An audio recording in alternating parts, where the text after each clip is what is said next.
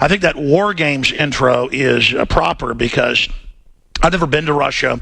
I don't agree with a lot of the things the Russians do or that Vladimir Putin is up to. But they've been actually moving away from communism more towards free market in many ways, and I do agree with that. And the wealth of the average Russian has been going up since 1991, even though they've had a lot of problems. So, I'm rooting for the Russians to make it and basically have the American dream.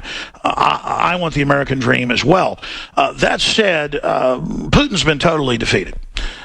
In the last few months. The EU could not get the Ukrainians to vote to join the European Union and be looted by the same central banks that have been looting Greece and Spain and many other countries. And so they went and started a civil war, overthrew the government, and NATO-backed rebels took 93% of the country. The Russians took their military bases on their border in the Crimea and their naval bases, and basically have seen 90+% of the country that they were somewhat controlling taken over. The media spun it that, oh my gosh, the Russians invaded, they're so horrible. If you follow the news like we do, and we covered this last week, it was the deadline last Sunday for the Ukrainian military to pull out of Russian military bases that they had taken over. One commander refused to leave. And so the Russians went in with armored vehicles, blew open the wall, and the military there, the Ukrainians, stood down when the Russian special forces came in and they arrested them. And our media is trying to act like it's the beginning of World War III. And it certainly could be if they keep pushing the Russians. But the truth is, NATO and the EU just took 90+% of the country. And then the Russians simply grabbed their pipelines and their industrial area that feeds gas and oil to Europe and their military bases.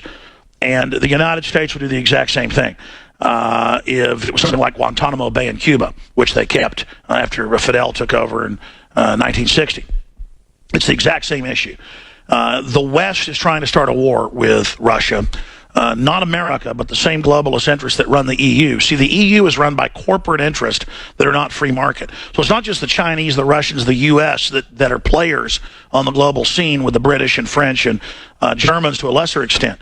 The big player is the multinational corporations that operate just like governments and are above the law and have diplomatic immunity and basically pay no taxes, who are always lobbying J.P. Morgan Chase, Goldman Sachs, Microsoft, Google.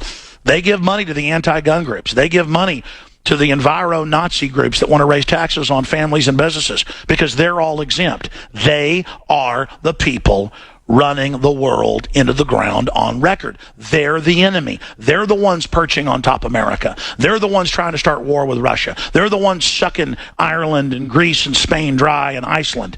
They're the ones creating 1.5 quadrillion in derivatives and trying to sign us on to them. And they know people are waking up to this worldwide, so now they're moving to try to censor media, mainstream media, alternative media, print media, internet media.